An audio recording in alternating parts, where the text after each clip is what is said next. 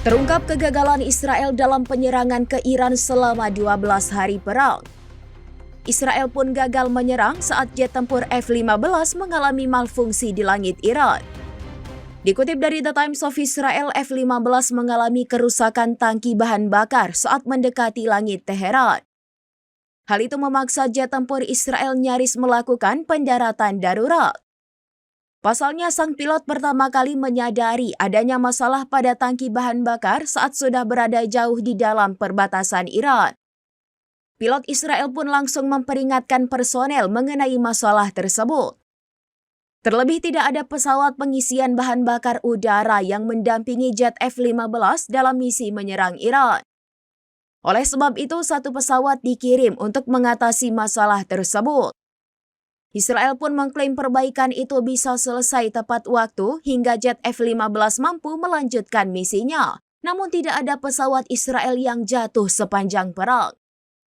Meskipun media pemerintah Iran mengklaim pada satu titik bahwa pasukan negara itu menembak jatuh 2 jet tempur Israel dan menangkap seorang pilot.